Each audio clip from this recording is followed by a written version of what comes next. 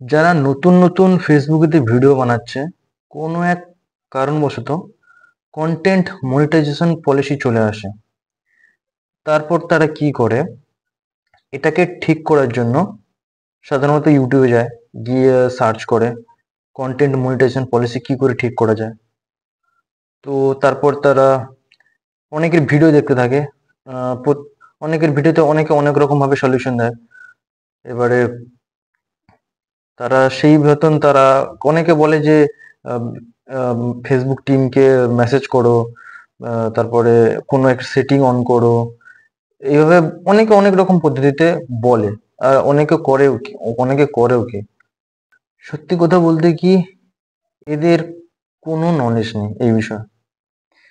Content monetization policy আমার মনে হয় এটা একটা ফেসবুকের গ্লিচ, ঠিক আছে? তো এটার জন্য তোমাকে কিছুই করতে হবে না। আর এই সম্বন্ধে যারা ভিডিও বানায় শুধুমাত্র ভিউজের জন্য, যাও একটা ভিডিও বানিয়ে ছেড়ে দেয়, এদের কিন্তু কোনো নলেজ নেই। কারণ আমারও সেম প্রবলেম হয়েছে, কন্টেন্ট মনিটাইজেশন পলিসি আমারও ফেসবুকে এসছে, কিন্তু আমি কিছুই করিনি। আমারও এই প্রবলেম হয়েছিল, কিন্তু আমি কোনো ফেসবুক টিমকে মেসেজ করিনি, কোনো সেটিং অন করিনি, কিছুই করিনি।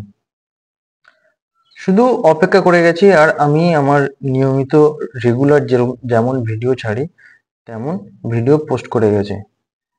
আপনি আমার কন্টেন্ট মনিটাইজেশন যে পলিসিটা ছিল সেটা সলভ হয়ে গেছে।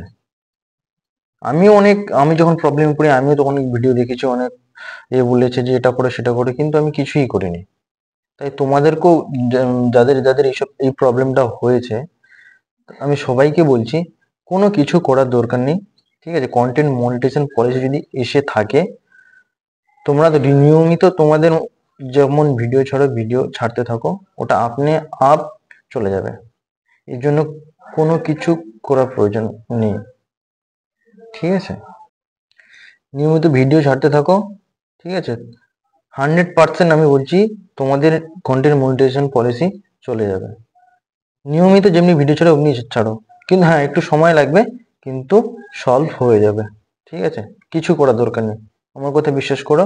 একবার ভিডিওটা করে দেখো, কিচ্ছু করতে হবে না, কোনো কাউকে কোনো ফেসবুক টিমকে মেসেজ করতে হবে না, কোনো সেটিং অন করতে হবে না, হ্যান ত্যান সব কিছু করতে হবে না।